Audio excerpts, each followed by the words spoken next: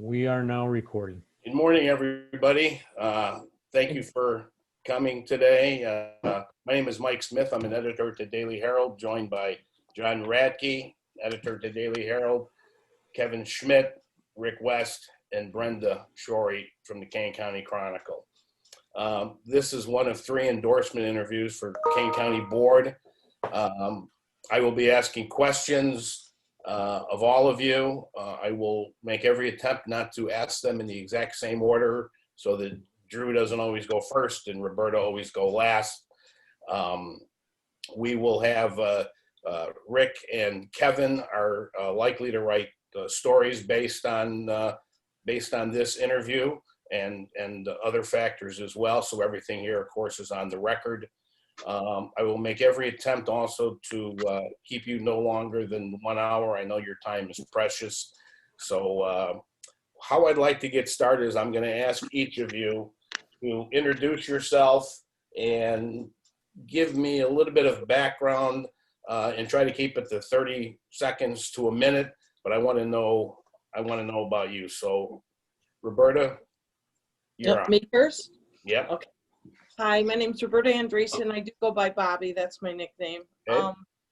I've lived in Kane County. I was born and raised in Elgin, left to go to the Air Force for 6 years and came back here. So I've been in Kane County most of my life. Lived in Governorsville about 13 years. My husband and I have been married 25 years and we have 3 children and soon to be the 3rd grandchild. We've been both my husband and I have been involved in politics. We actually met when we worked for a political action committee way back when. So I've been involved in helping other candidates and decided I'd throw my hand in on it. Okay, very good. Will? Hi, name's Will Bachmann. Been in St. Charles for 14 years, moved to Illinois after 13 years on Long Island. Lived in numerous places throughout the country, big towns, small towns. Decided to settle here just because it's a great place to live, you know, with the forest preserves, city nearby and such. And my wife is currently from this area. Met her actually at the DMV when I went to get my driver's license changed over. So good things do happen at the DMV for people. Been happily married for 13 years to her. And yeah, the reason I'm running real quick is just, you know, everybody says they want to help the community. And that goes without saying. I mean, we're all doing that. We wouldn't be running otherwise. But the big thing here is, you know, we've had fundamental changes with just the way politics and reporting goes on in this country. And there's a need to change some of the dynamics we currently have to better inform the citizens. And I'm sure we can talk about that later. We will. Megan? Hi. First of all, I want to say thank you to everyone at the Daily Herald for inviting me to this event. My name is Megan Larson. I have lived in South Elgin with my family for 17 years now. I have worked in Fortune 500 companies and small businesses, manufacturers. I've owned my own business. And I haven't been involved in politics more than just the local school board, but I've seen a lot of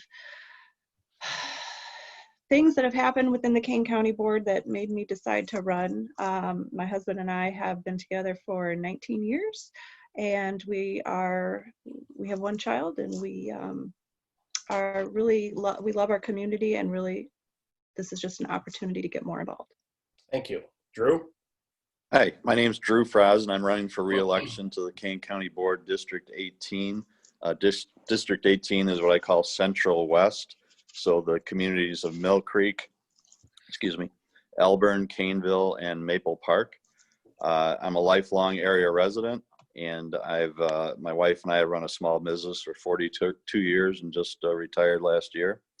I serve on the executive committee of the Kane County Board. I'm a senior member of the development committee, and I'm chairman of the transportation committee. And I've also served in the past as vice chairman of the county board, and I have run county board meetings, full meetings. I'm currently serving on the special committee distributing $93 million in COVID relief funds. Those will be going out, literally, the applications have gone out to governments last week and to small businesses and not-for-profits this week.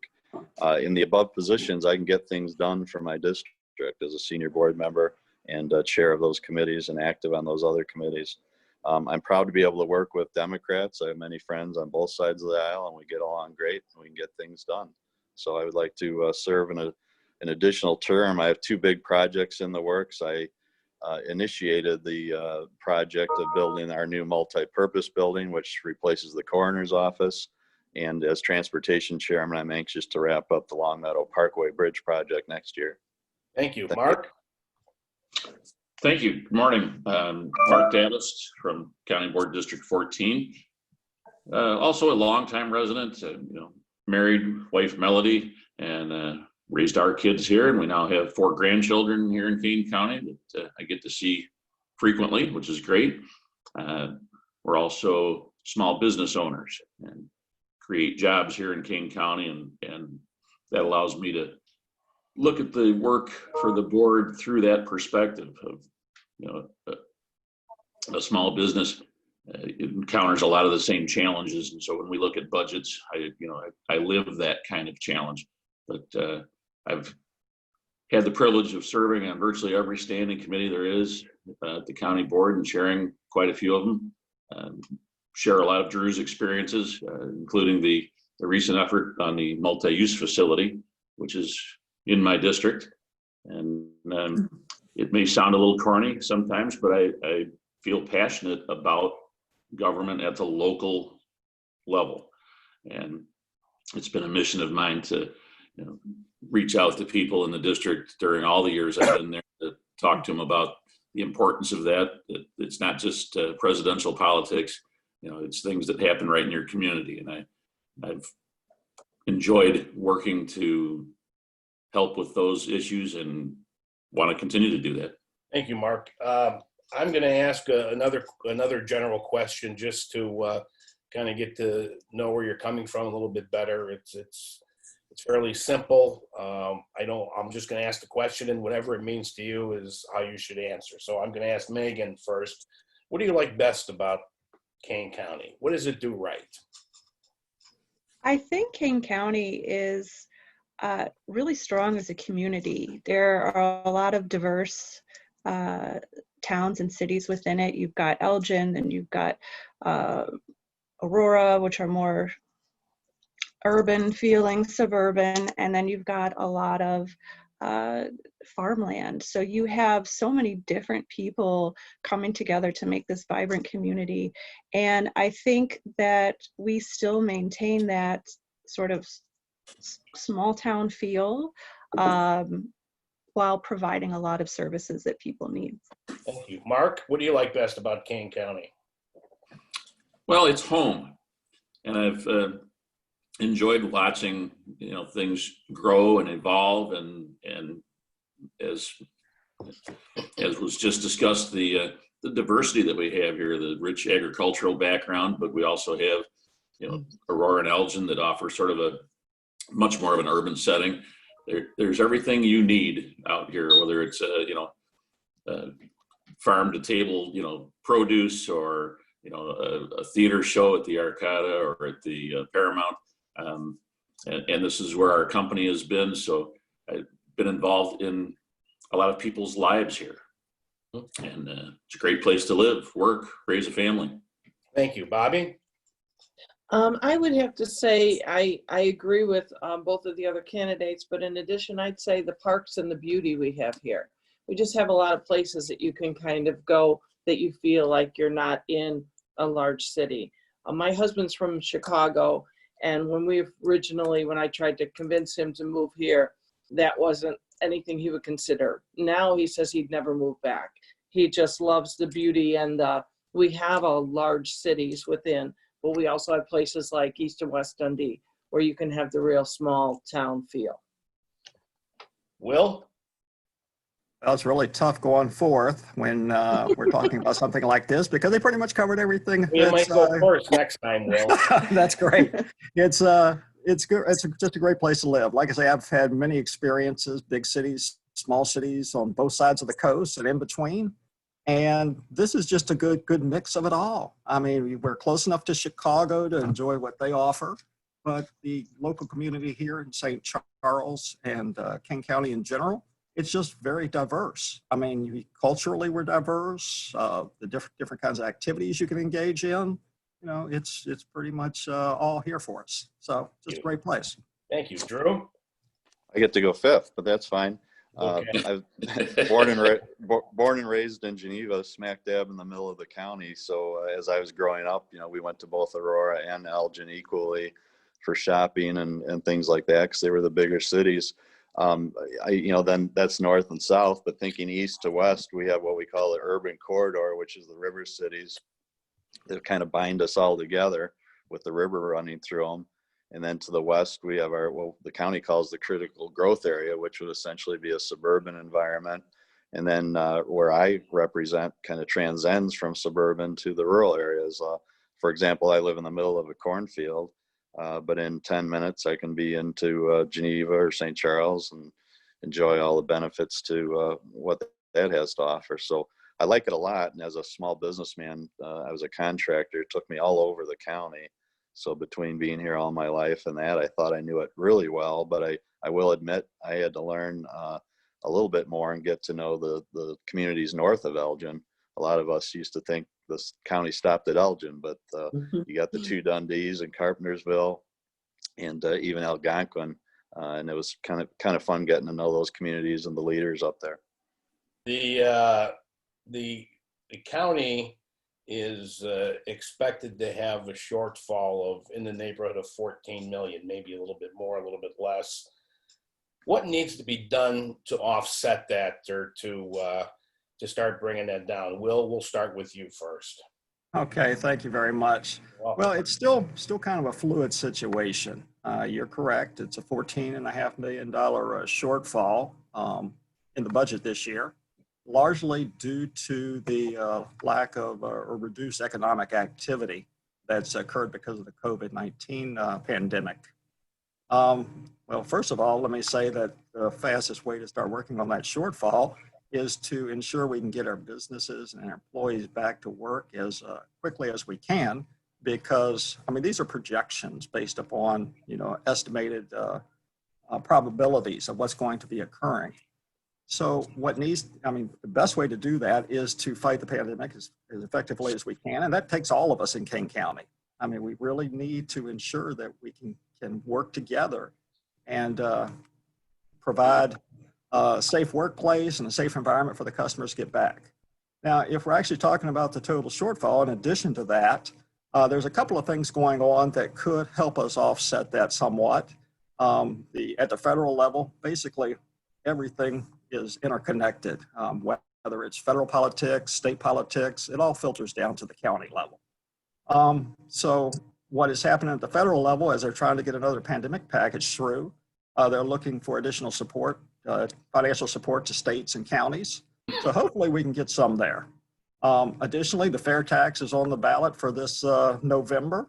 Potentially funding could, even though it wasn't originally planned for this, but the pandemic is a unique situation. Hopefully, if that passes, that we can get funding through that mechanism also to help us. If neither of those pan out, though, we're going to have to very carefully look at the services that we provide, any capital expenditures that we've funded or considering funding that we can perhaps put off short term as we dig ourselves out of this hole. Thank you. Drew? Yeah, I've been on the board 13 years, so I've been through the budget process 13 times. Mark's done it more than I have. Traditionally, there's a budget shortfall. It normally was around 5 million or so every year, and we always work through it. And again, as the previous speaker said, the COVID has, pretty much doubled that for us. So I think what we need to do, and it's, a lot of people look for headline grabbing solutions like cutting services and cutting a department or something like that. But year after year, what we've always done is when it comes down to crunch time, which we're approaching here, the department heads and the countywide electeds that run the county have to look at their needs and wants, and they usually come back to us with some things that they can live without, and we work it out and balance the budget. But with the COVID, increase in our deficit, I really would like to see some federal assistance come through for us, and I hope we can do that.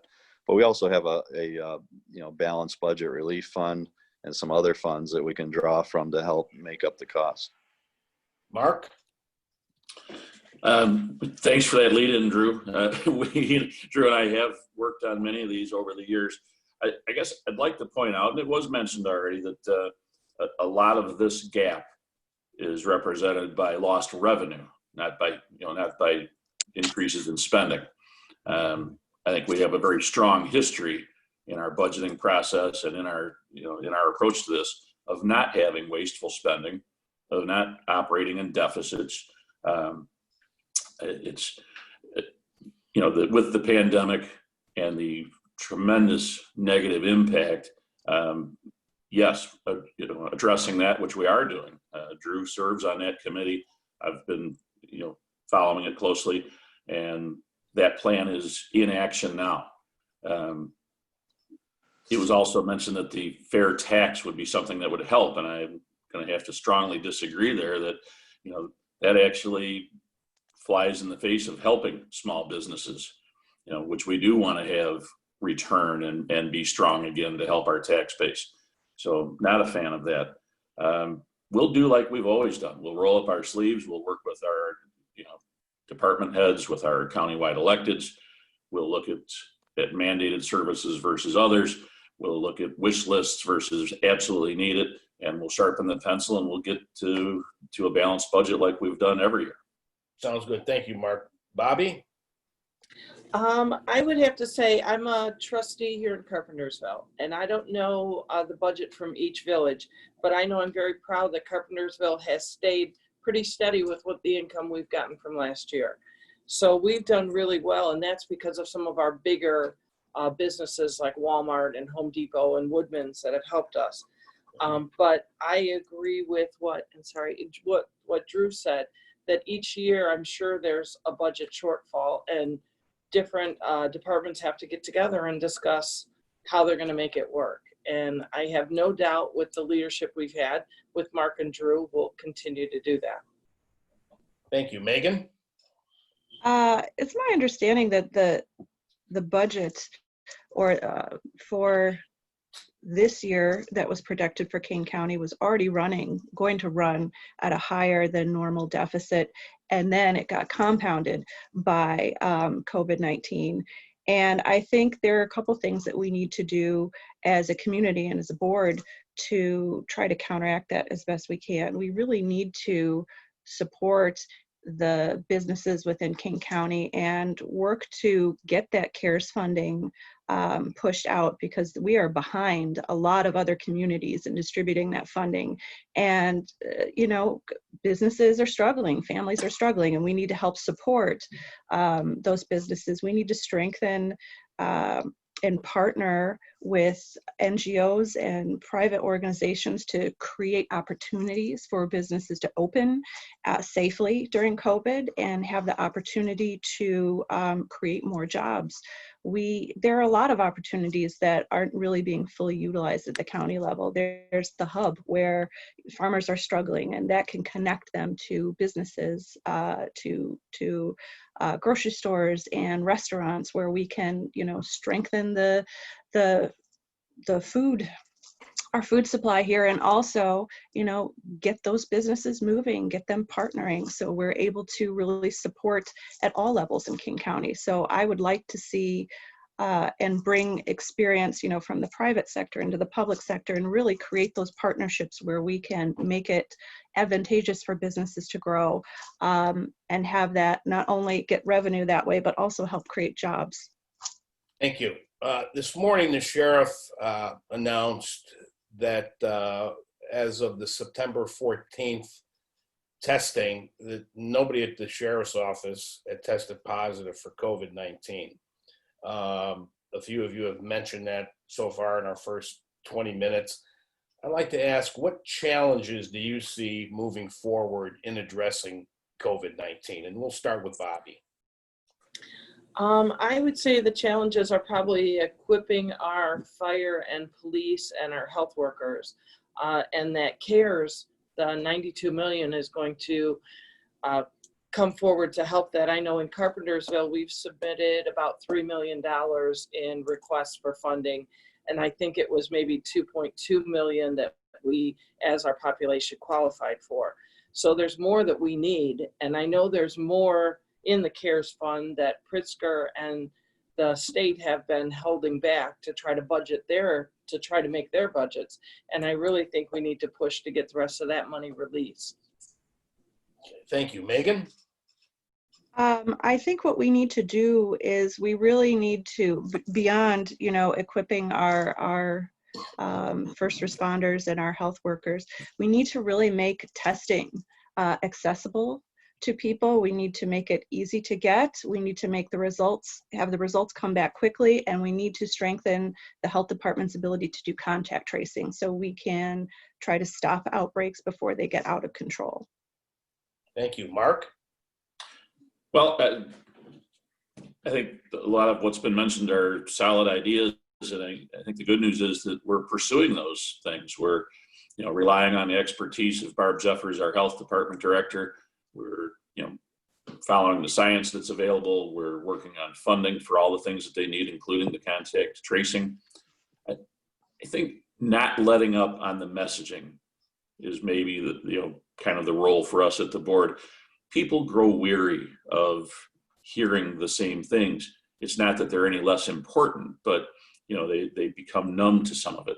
And we have to just stay that course. We have to continue to deliver that message in all the ways that are available to us.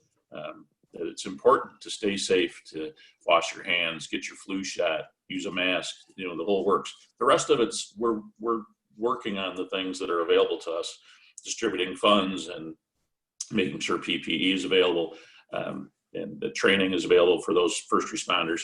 We'll keep doing those things, but we have to stay on the message. Thank you. Drew?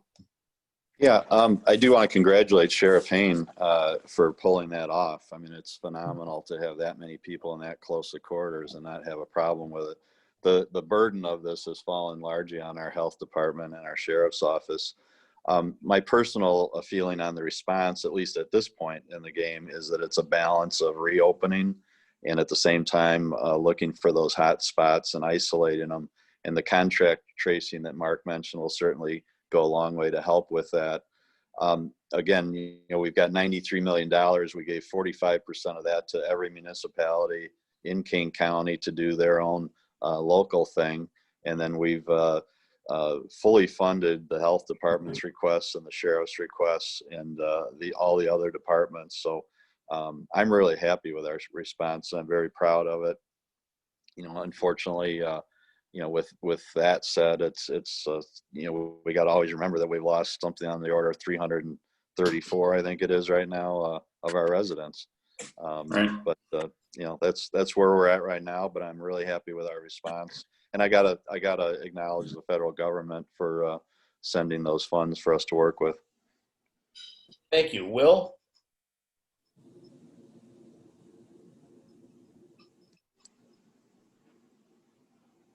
Will? You're up on the... Sorry about that. That's okay. There for a second. Yeah, I really think that at this point, contact tracing is going to be the key. And as some of the other participants said, people are getting tired of being locked down. We're entering the flu season. And the contact tracing is going to be very important moving forward, because as we're trying to slowly and safely reopen the economy here, we've got to watch out for those hot spots. I think, well, first of all, kudos to Sheriff Hain for his accomplishment. But, that's expected from him. He's been top notch in that position so far. So I'm really happy that that occurred. At this point, I think we're actually in pretty good shape. The health department, the CARES fund, the amounts that have been distributed, that's all going to help the situation moving forward. But one of the things that has aggravated me about this whole process, yes, we've lost 334 people in Kane County. We've lost over 200,000 in the country as a whole. But this wasn't something that was unanticipated. So the initial, in the aftermath, as we got ramped up to deal with this crisis, in Kane County and in the state, we've done very well. The national response has been fairly lacking. I think we can all acknowledge that. But pandemics as a whole, they've happened in the past. I mean, if we think back to 1999, the CDC set up the labs to coordinate efforts together against things like this. We set up the vaccine stockpile. 2001, we had the anthrax issues, and we talked about different things that could occur. So this isn't something that should have caught us unaware. And I fault both the federal, state, local officials for not being better prepared, because these are known risks. And part of government is to actually have the foresight to look ahead, and even things that are remote. But a pandemic isn't necessarily something that isn't foreseeable. We should have been better prepared, in my opinion. One thing I would like to see after this pandemic crisis abates is a countywide and regional-wide effort to assess what went right, what went wrong, how we can better prepare for this and other type of emergency situations in the future. Thank you. Mentioned, I'd like to get back to the budget for a minute. It would certainly seem that budget cuts are in the offing, or certainly could be. I'd like to know, where would you start with them? And also, conversely, what would you leave alone? We'll start with Mark. Well, public safety and health are, always at the forefront of what we do and the services we provide. So you have to be very careful in those areas. Sheriff Haynes, his name's going to come up again here. He's worked on an early retirement offering that some members of his department are taking advantage of, and it's prompted a discussion for us at the county board to approach departments and evaluate whether that's going to be a program that we can try to offer to folks across the board, which would lead to savings and opportunities. Beyond that, it's in that public safety arena is the largest part quite often of our budget, so it makes sense that we'll begin to look there, and we have a good partner in Sheriff Haynes.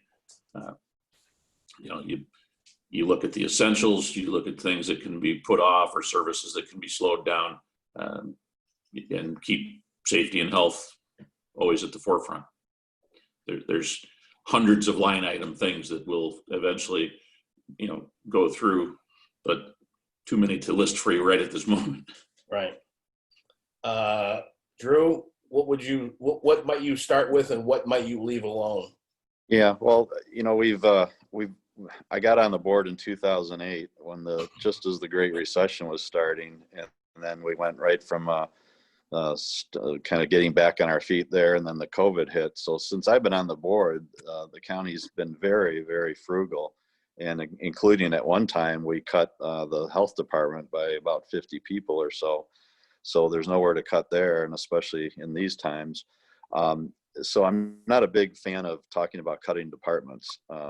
For example, the development department is not mandated, but I wouldn't want to live in a county without one.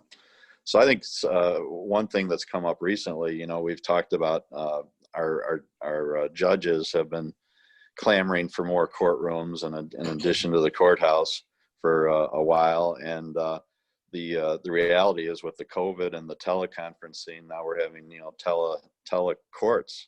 And we've talked about the possibility that maybe our building that is being maxed out, or was being maxed out, maybe is going to suddenly become have a surplus of rooms. So I think there's some things we can look at with what we've all learned with teleconferencing and the telecourts and other reasons that we can cut down possibly on staff. To run a courtroom, you have several people there, and I think we could substantially reduce that and not have to even move the prisoners out of the building.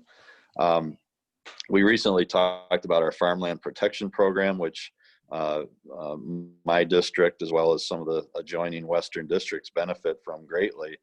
But that program, you know, I wouldn't want to do away with it, but I think it could be, and I said this at the board, even though it benefits, you know, my area, I think that program could be put on hiatus for a little while, because the entire purpose for that program was to save farmland that was under threat of development.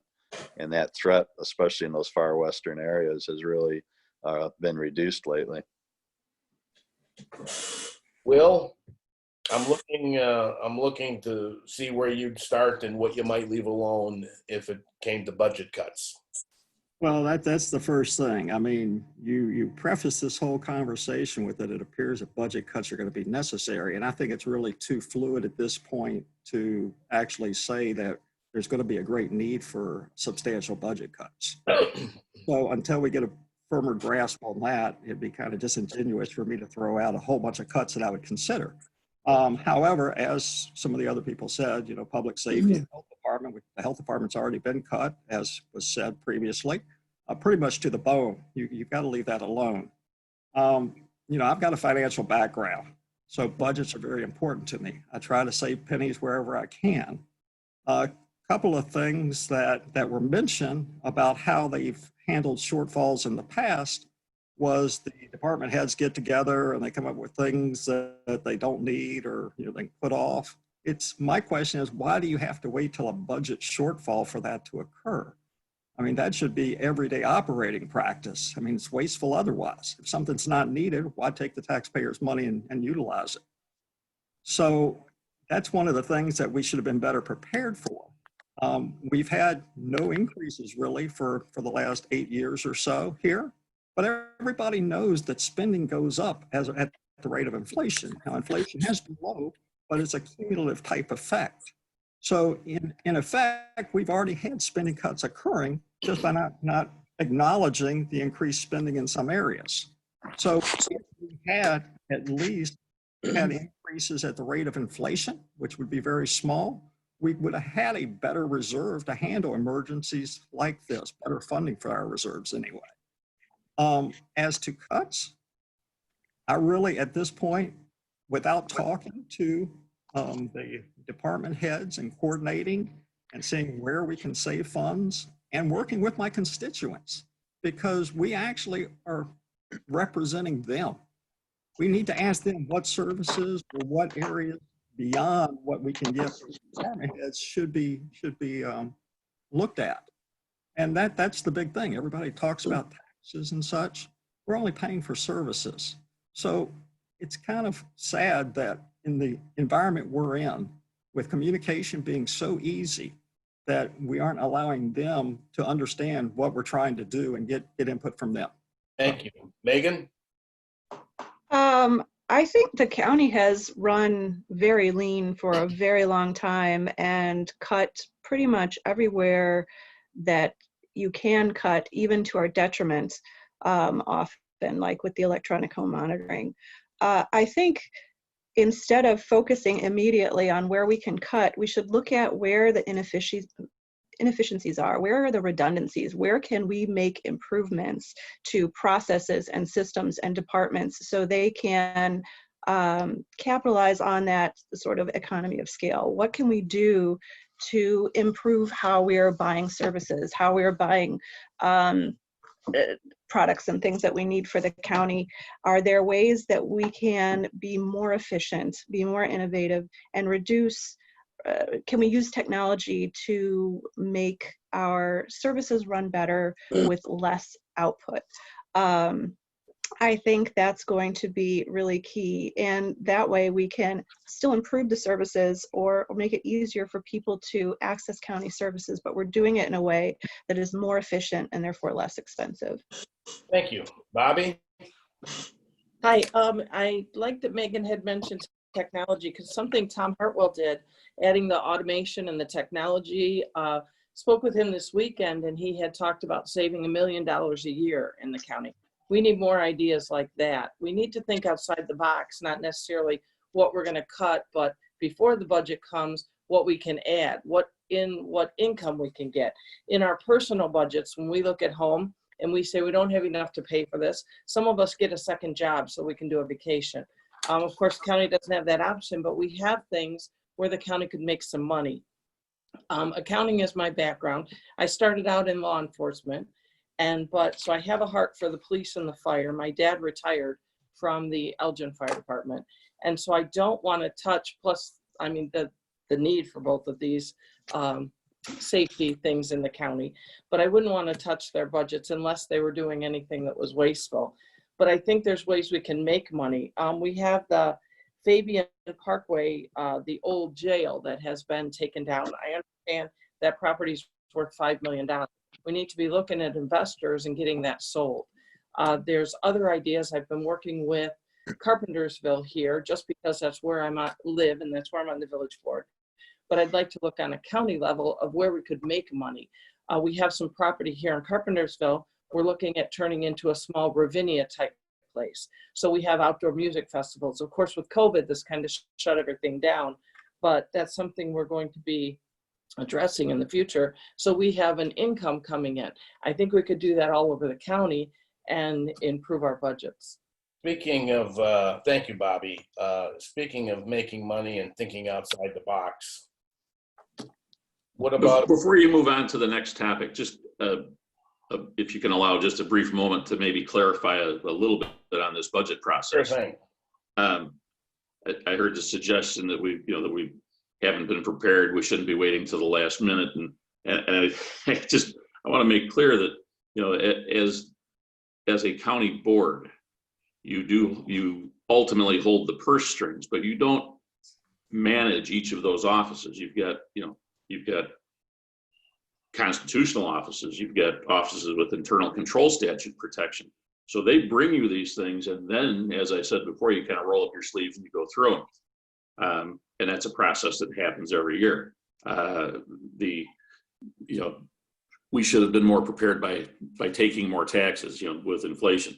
But we should have more communication with constituents. Well, we've had communication. I've heard them loud and clear for many years. And the message from them was, we don't want our taxes to go up. So what we did do was capture the new growth as opposed to taking the CPI, the inflation part, because we are trying to serve the community and provide all the services without the taxes going up. That's been the approach to it. It's going to continue to go that way. I just wanted to clarify a couple of those points. Thank you. Thank you. You're welcome. Speaking of making money and thinking outside the box, what about medical or recreational marijuana businesses? Will? Yeah, thank you. Actually, that's a good question. I actually lived outside Seattle, where they very early allowed marijuana sales to the general public. And they've definitely benefited from that without any significant changes in the crime rates there. I've done major project works, long-term projects in the Denver area, Denver and Longmont, same thing there. They went to general sales also without significant issues. There is no reason the unincorporated portions of Kane County should not be benefiting from the revenue that could be generated from that type of activity. They're going to get it. If you live in unincorporated Kane County, they're going to drive to an area that has it and then drive back. So it's going to occur. And also, illegal sales are still occurring in unincorporated Kane County. So we might as well have legal sites available. Megan? I think that it's really a balance between revenue and public health and safety concerns. As Will mentioned, this has always been around and it's going to continue to be around. And if we can take the opportunity to have it regulated, have a distinct process for it, so people are able to access it safely, it's being monitored, and we're being able to benefit from the revenue. I think that as long as we are keeping an eye on the public health and safety aspect of it, that it's something that we should take advantage of. Thank you. Drew, what's your feeling on this? I'm so glad you asked this question because it illustrates probably the single biggest difference between myself and my opponent. you know, again, representing sort of the close-in rural areas of Elburn and Mill Creek and Caneville, Maple Park. She has the same feeling that, you know, we should open dispensaries in our communities. And I disagree with that very strongly. Sheriff Hain, our Democratic sheriff, who's actually endorsing me, by the way, came to the county board and gave us a presentation on the hundreds of % increase in crime in the area of the dispensaries, and essentially begged us to not allow them in the rural areas because he just does not have the staff to protect that and respond to those calls. He suggested that they be on the Randall Road corridor and in municipalities where the police are a little bit closer and more abundant. So I don't support him as a representative of a semi-rural district. And I think the people in my community and the people that vote for me do not want to see a marijuana dispensary. They would rather have the you know, merchants that are selling, you know, opening restaurants and antique stores and selling Chevys and John Deere tractors in Elburn, not marijuana. Thank you. Bobby? This is kind of pertinent because Carpentersville passed, or when the state came and said that they would legalize, each village had a decision to make as to whether or not they would allow it being sold in their village. They could come out and say yes, they could come out and say no, or they could wait. A lot of them rushed to the punch to say no or yes. Our village actually said yes. I did not agree with it. They are anxious to have some here at Meadowdale. If anyone's familiar with Carpentersville, it's an old, used to be a storefront that is mostly closed, and they want to use some of those stores. Our sheriff, our police chief, actually approached us to say this was not a good idea. Based from a law enforcement attitude, he supported the sheriff in that the crime, I think he said 12 to 20 miles surrounding the dispensary increases exponentially. And I think all of us have seen, if we've lived here long enough, Elgin and Aurora and the changes in those areas from the riverboats. Now, I grew up in Elgin, totally different time before the riverboat, and we've seen crime increase substantially around that boat. I think that both of these things bring a different element. They may bring money, they may give a boost to the economy, but I think it's a heavy price we pay. I think that using the argument it's legal, so why not do it, is not a great argument because there's a lot of things some of us disagree with that are legal. Abortion might be a good one of them, although that doesn't come up in this race. I think that just because abortion's legal doesn't mean some of us want an abortion clinic in our village. So I think that's not a good argument. And I would say no, I would vote against it. Thank you. Mark, your opinion? My colleagues have given pretty complete answers here, and Mr. Fries in particular. I do believe in following the law, and that's why it is here in Kane County. But I also rely heavily on the expertise of somebody like our sheriff. And the statistics on crime, it's been, it was suggested that crime doesn't go up, but there seems to be just as much information indicating that it does.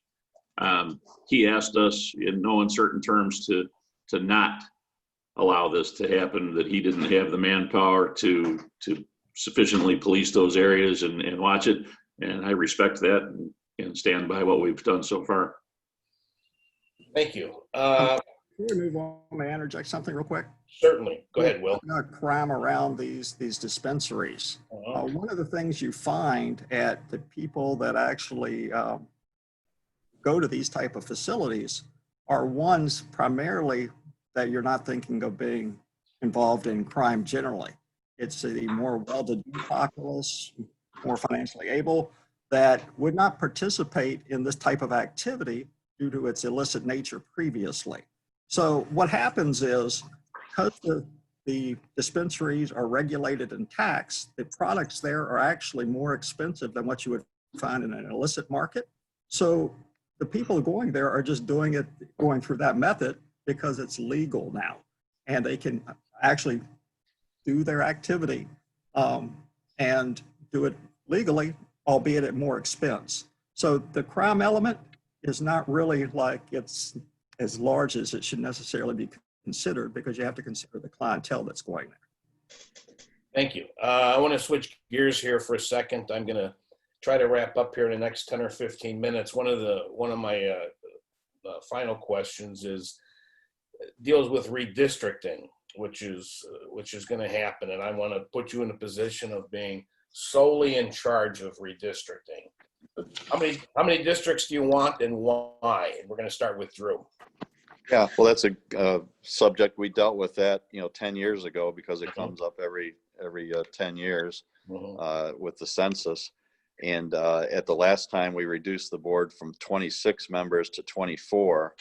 And the thought at the time was, let's do a couple of year or a couple of cycle. But when you do the math, it would have taken like 80 years to reduce it. So the number that has been kicked around more than any is 18. And I could live with that number. I don't want it to go any lower because, it's entirely possible, even when we're at 26, it's entirely possible for a politician or a chairman to form a coalition that dominates the board and, kind of prevents even discourse, in my opinion. And I think below 18, you start getting into that territory. So I support 18. The last time we did the redistricting, I was really happy. I thought it was very fair. And we actually had 2 board members that were not going to run again. So we didn't have to, essentially kick someone out with the redistricting. So I haven't seen any gerrymandering, so I won't really deal with that. I think it was fair and both sides worked on the last time, but I would support 18. Thank you. How about you, Mark? As Drew has pointed out, we voluntarily undertook this process last time, and I'm quite willing to do that again. 18 is a number that is put forth that when your population reaches, I believe it's 800,000, you shall be no more than 18. It's sort of counterintuitive that as your population goes up, the size of the board must shrink, but that's the way it's written. The process last time, I think, was very fair.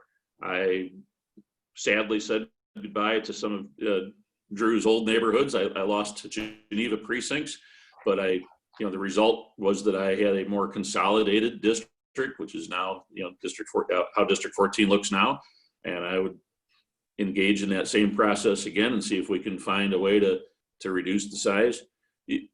Beyond 18, I think really you begin to introduce some problems in terms of the workload and how many people are there available to do the work. So, okay, thank you. How about you, Will?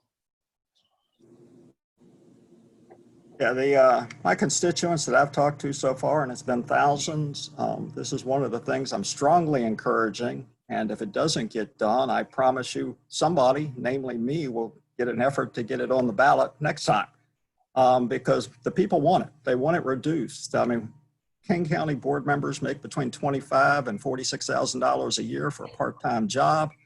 And they don't see the need for 24 board members, especially given the state statute that says at 800,000 that you're limited to 18. Reducing it by 6, it's come up twice recently at the board level, and it's gotten shot down both times.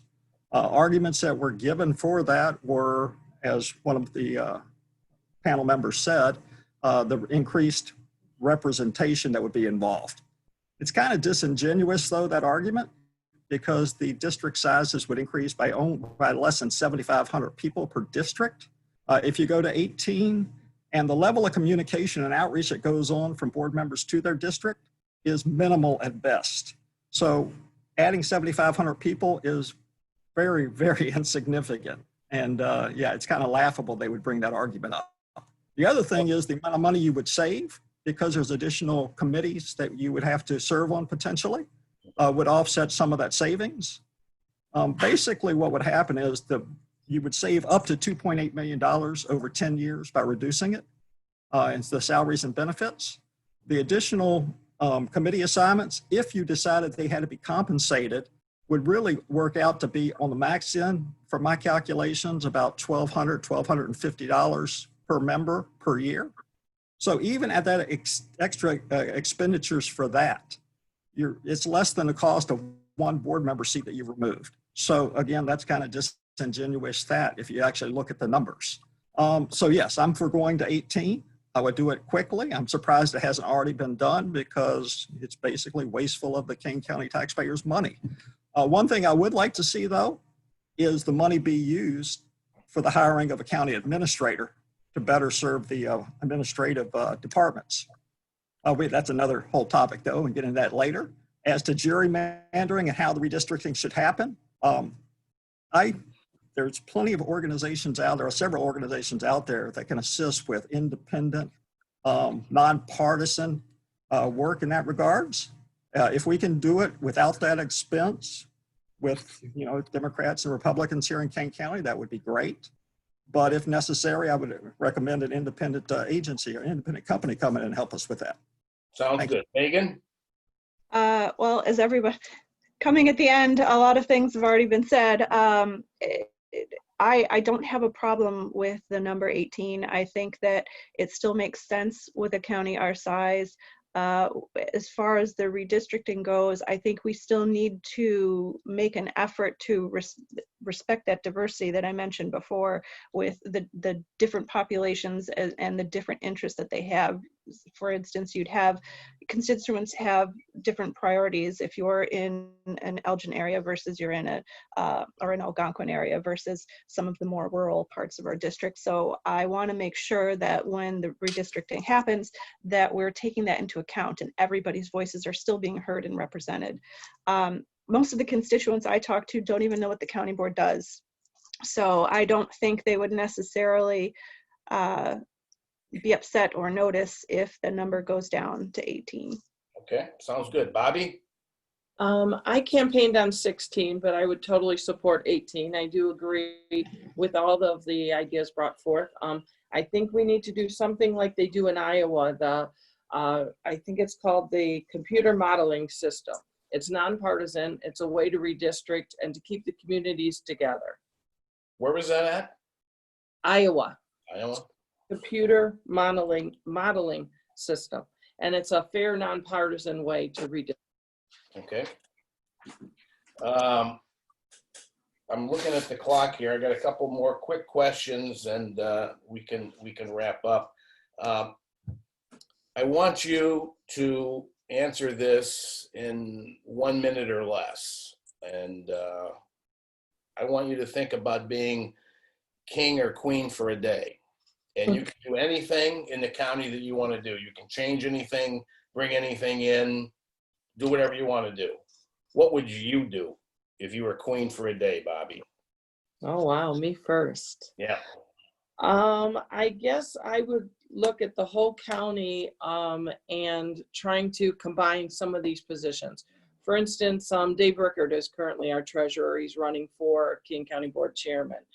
I believe that it was Will that mentioned bringing in an administrator. I think we don't want to bring more, we want to make less, as we talked about for the county board. So I would find a way to make government smaller. That's always at my heart. So find a way to make it leaner. Okay. Will, do whatever you want. Whatever I want, I would magically come up with a way to get rid of the coronavirus. So, but no, if I had my way for a day, well, that's a good question. Well, like I said, my initial thing is I'm always looking for efficiencies. So any way that we can better serve our constituents and get it done in a cost-effective manner, I would work towards, which would be, one of my main things is reducing the size of the board to save the money there. But the role of an administrator, I would encourage. So I would bring in an administrator to run the administrative departments because it would help in immense ways. Because right now, a lot of that falls upon the board chairman to do, which is a partisan position. And we need to get partisanship out of local government. We should get it out of all forms of government. It's one of the things that's caused us to have such fractures nowadays instead of working, together to solve problems. Okay. So I would take that off of him, let a trained professional do it instead of whatever experience the new board member brings in as the chairman. So I guess that would be it. Thank you. Megan?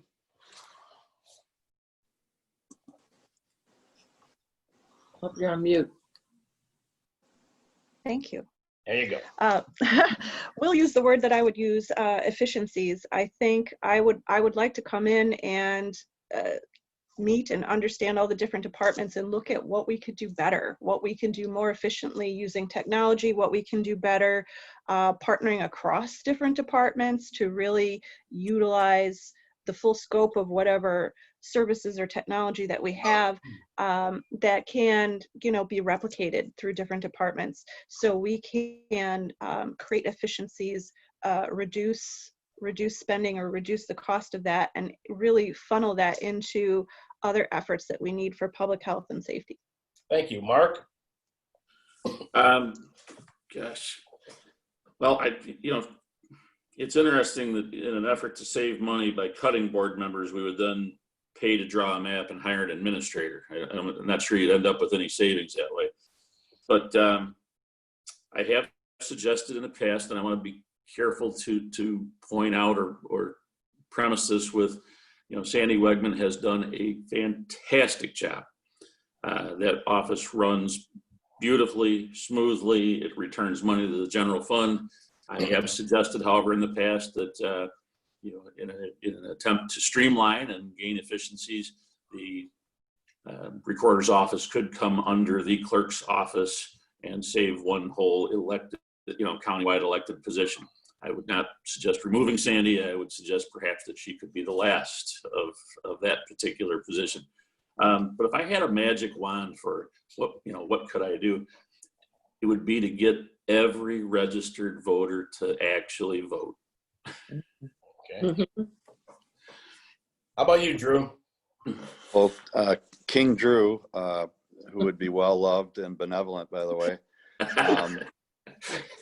would I guess my dream, that's kind of how you couch it. My dream would be to move the government center out to the Route 38 and Peck Road campus. The current facility is a 1940s religious boarding school that was repurposed in the 70s. We've been there a long time. If you look at facilities, for example, in larger DuPage and smaller Kendall, they've got some really beautiful facilities, and our county boardroom doesn't function very well. We have employees stuck in little dingy, low-level offices. So my dream would be to fulfill the goals of the master plan, which is to move all the facilities out to Route 38 and have modern, new facilities. Thank you. I have one final question, and I'm going to allow you to make your own 30-second commercial on the fly. And my question to you is, why should somebody vote for you?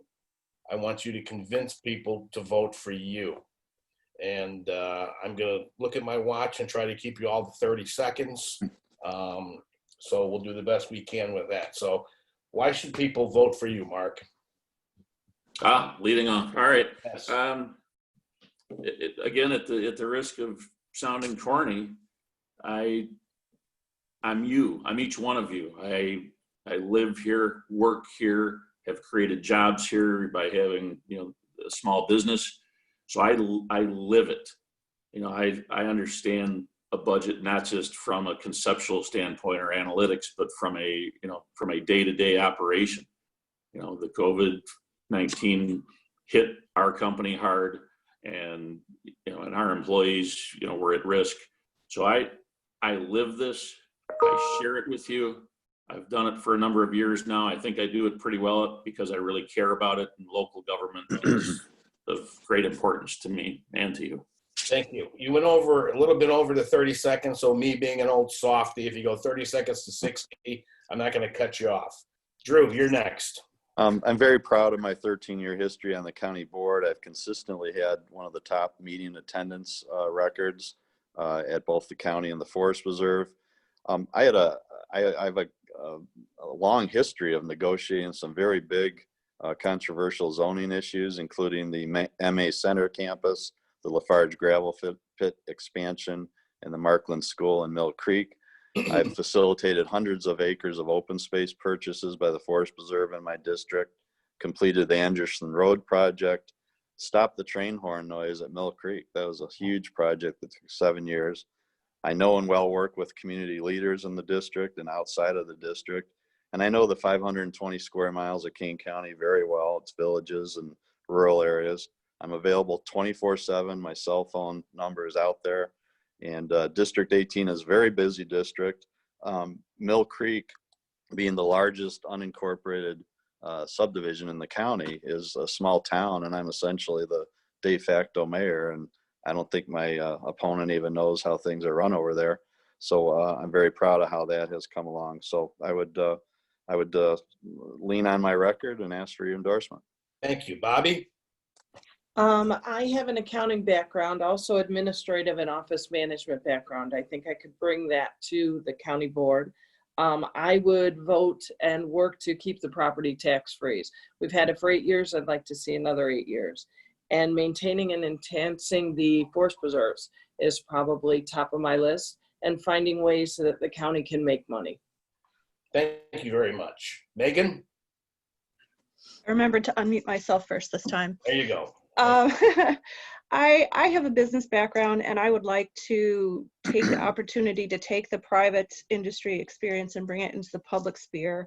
I'm committed to being transparent and communicating what's going on at the county board level to the constituents and the residents that live here, so they really understand what's happening and how it affects them, and getting their feedback to make sure that I'm representing their interests to the best of my ability.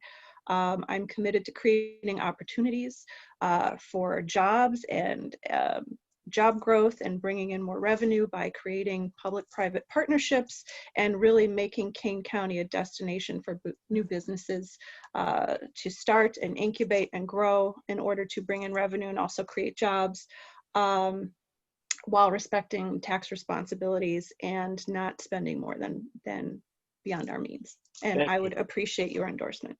Thank you, Megan. Will, you have the floor. Thank you, sir. Again, I am a CPA and currently work as a systems engineer, so I have the necessary skills to fulfill the role. But what I've found is most people are frustrated with government at all levels. They don't feel like they're heard. They don't understand. Basically, information is not getting out there. In part, there's lots of reasons why. Some of it's due to the fourth estate and what's happened in their business model. So you're not getting as much local news out. The things that county government come out a month in arrears after they get approved in the minutes. So what I'm going to do is ensure that my resident or the constituents have a way to know what's going on and have actual input in the decision-making process, because the 18 or 24 board members, whatever it shapes up to be, don't have all the answers. So we represent, and I will actually do that. If I get elected, just so everybody knows, my first meeting face-to-face will be on December 12th, Hickory Knolls. Very good. Bobby, Megan, Will, Drew, Mark, thank you for taking part today. I would expect that we will have the endorsement published within the next week or two. I don't set the schedule, but that's what I'm led to believe, that it will happen in the next couple of weeks. So we have one more endorsement interview this afternoon.